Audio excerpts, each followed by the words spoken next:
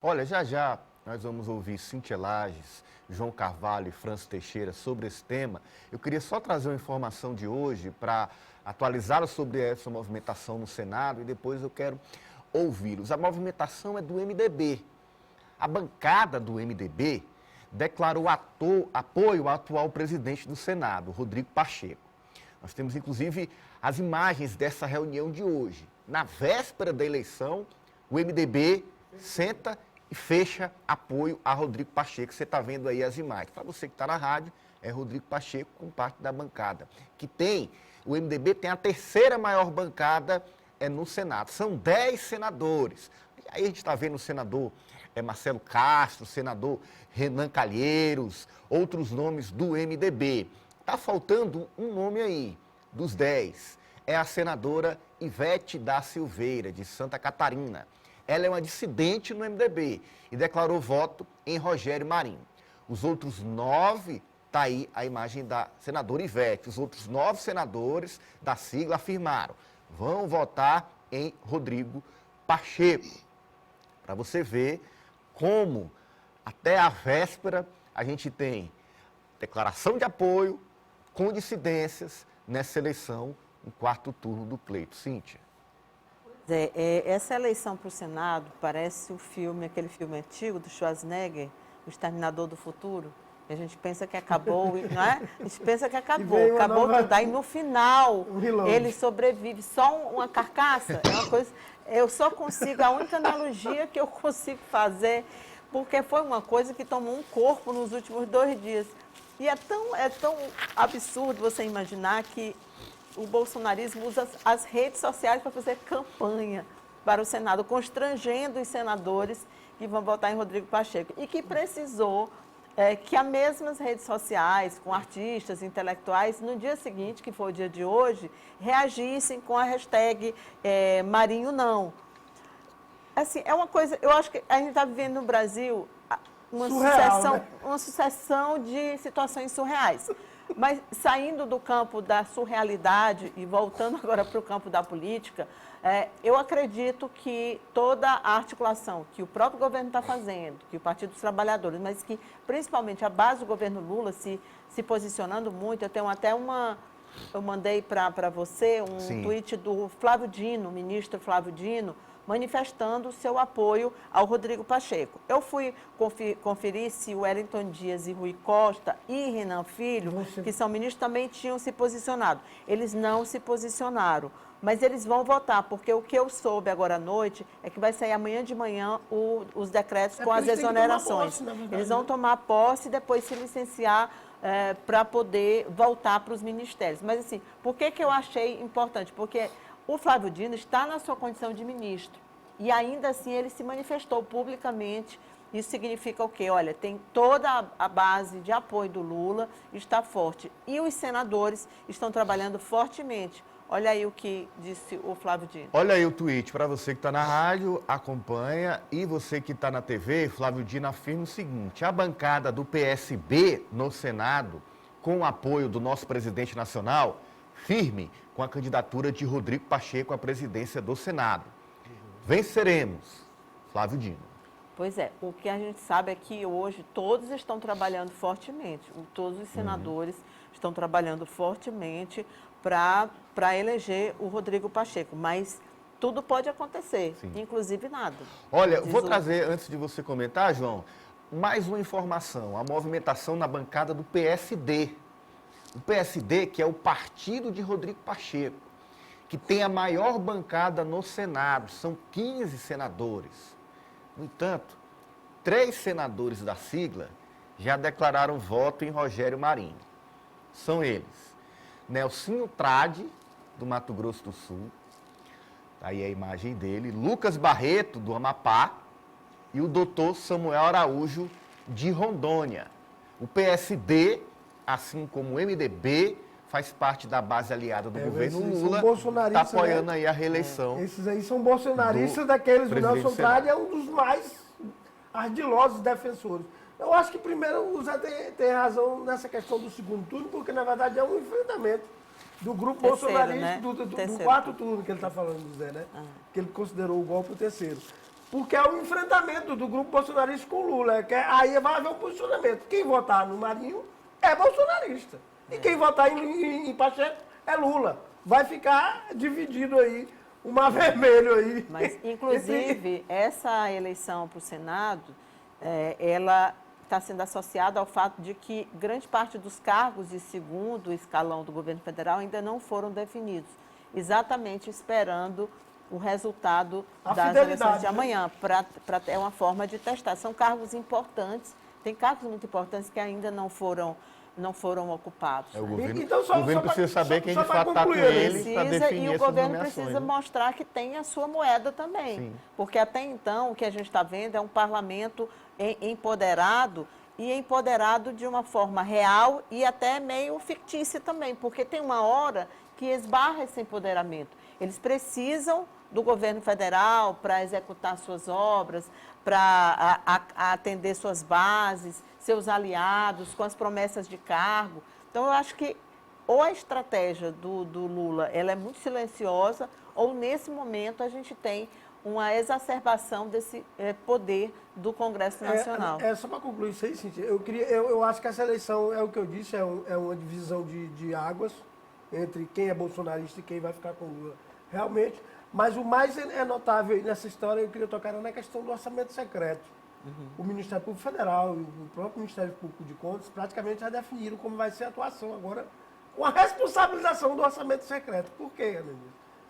Porque o orçamento secreto, aqui tinha gente que definiu o orçamento secreto como uma panaceia, jornalistas, era uma coisa impressionante.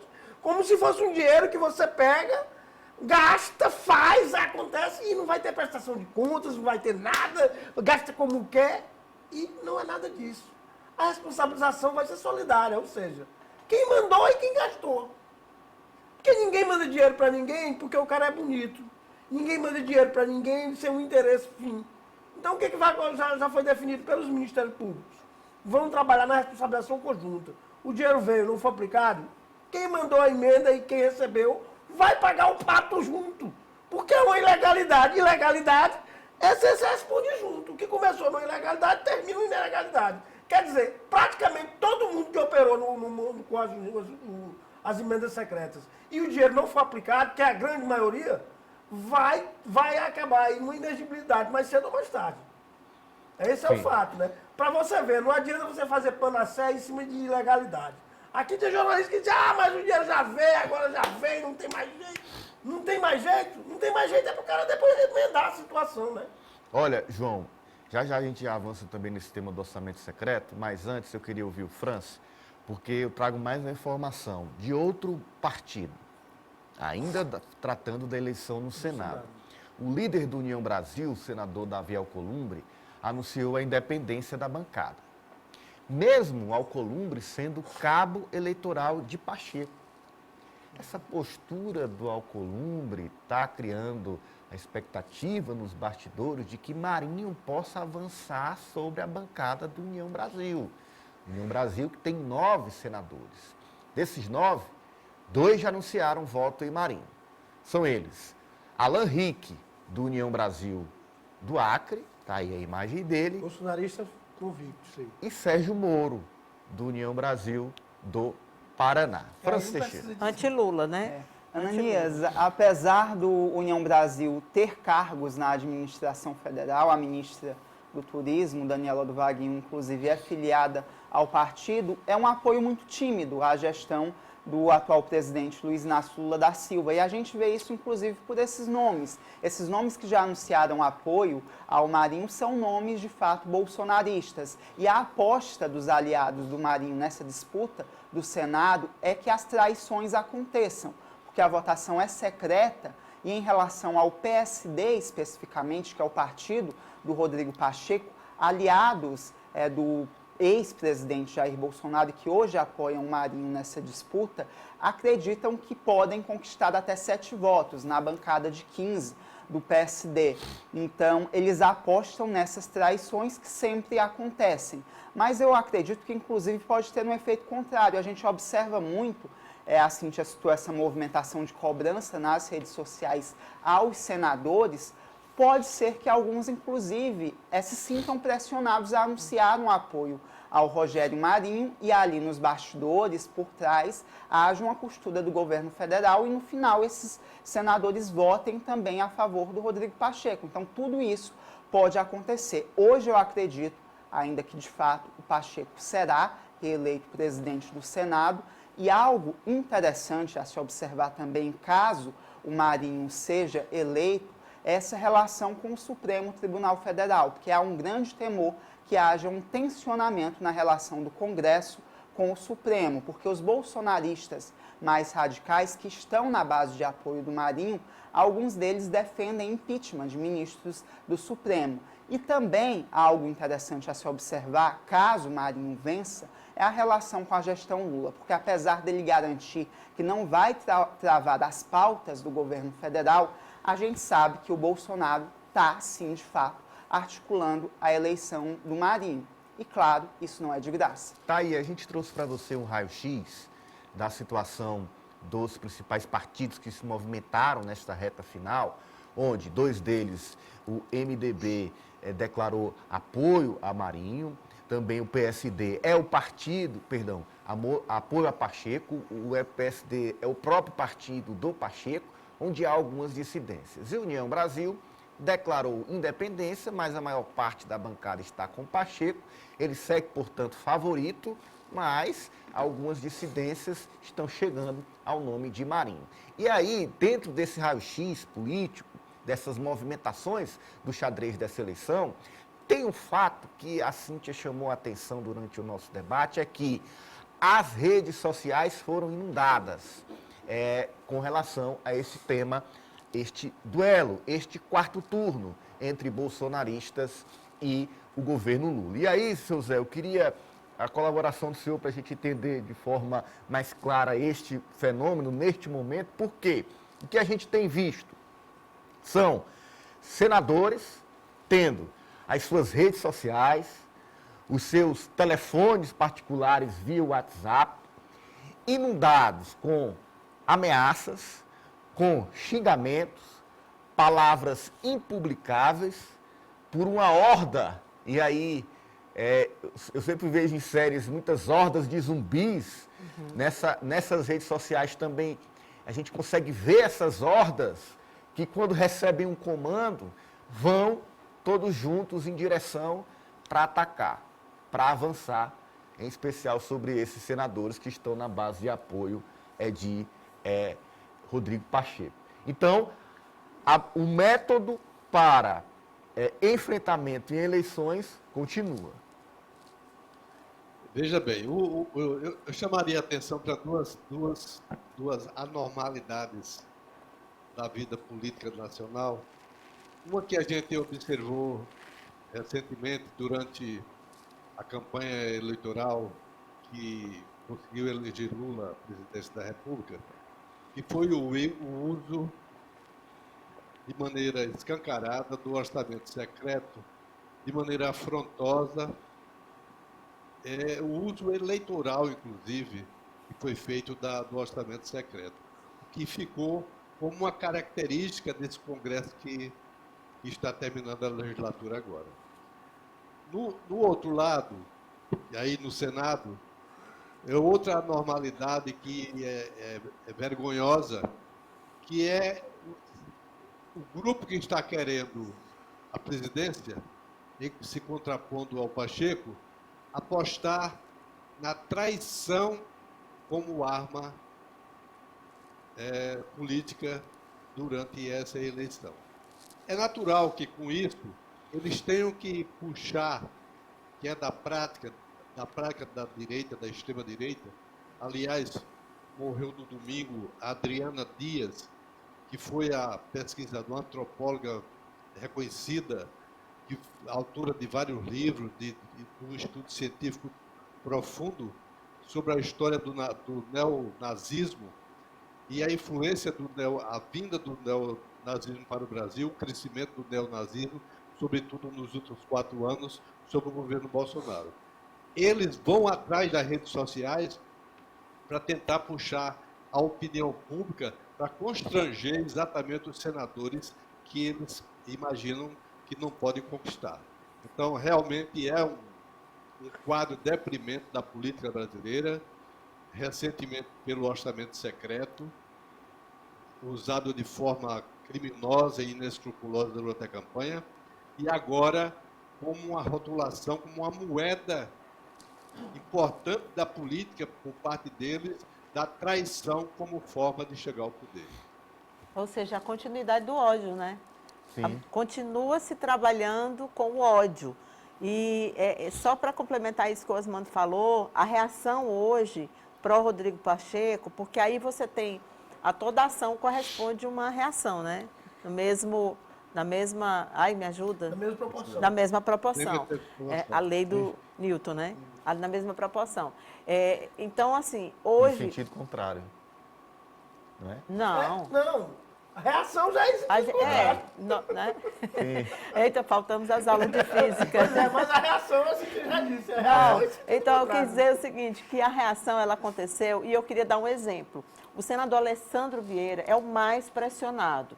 Ele que foi um senador que se destacou na CPI da Covid, foi um dos mais... Nossa, eu parava para ouvir o senador Alessandro falar, porque ele é médico, né? Então, assim, ele era muito Técnico. contundente, muito técnico, ele questionou o negacionismo, e aí ele declarou voto ao Rogério Marinho. E aí ele está sendo muito pressionado. E agora à noite o youtuber Felipe Neto publicou um comentário, um post no Twitter, até mandei para a Juliana também, sabe assim, pressionando e dizendo, olha a sua história, de onde você vem. Então, assim, não vota nele, não vota no Marinho. Então, assim, fazendo essa pressão, sem aquele ataque. Neto, né? Pois é, mas de uma forma, mas tipo assim, mostrando a ele que, na visão do Felipe Neto, é incoerente. Olha aí, ele Cíntia. ter. Felipe Neto tuita, senador Alessandro Vieira e Marco, senador. Você se destacou na CPI da Covid contra a gestão genocida de Bolsonaro. Agora apoia o capacho dele para o presidente do Senado? Essa vergonha machucará para sempre a sua imagem. Ainda dá tempo de mudar. Marinho não. E tem inclusive a imagem anterior que mostra essa hashtag de reação, né? Marinho não, com várias reações. E tem o Gregório do Vivier que diz, mais de 1 bilhão, Marinho não. Ele compartilha uma notícia de que o TCU aponta a corrupção de mais de R$1 bilhão, com B de bola, na Codevasf, estatal vinculada ao Ministério do Desenvolvimento Regional, que foi comandada por Marinho a maior parte do tempo na gestão Bolsonaro. Acho que isso mostra, viu, Osmando, já que você tocou nesse assunto, e meninos aqui, isso mostra que a política, a partir dessa mudança com a chegada das redes sociais e com o uso que foi feito durante o governo Bolsonaro, ela não será mais a mesma. Então, eu acho que a gente vai ver daqui para frente, cada projeto de impacto, cada projeto polêmico vai ter essa pressão do eleitorado em cima dos políticos através das redes sociais. Isso vai acontecer também aqui no estado do Piauí. Eu já estou percebendo em cada publicação, por exemplo, cada vez que o Chico Lucas faz uma publicação, há uma contestação, mas e a segurança aqui no Piauí? E o que vai ser feito? E o caso da Janaína? Então, a gente vê que isso que acontece nacionalmente... do cotidiano com o cenário político que é próprio, né? E se antes tinha aquele eleitor que pressionava quando o político visitava lá o município, agora não. Agora ele pressiona o tempo todo e ali para todo mundo ver. Olha, nós vamos fazer uma ampla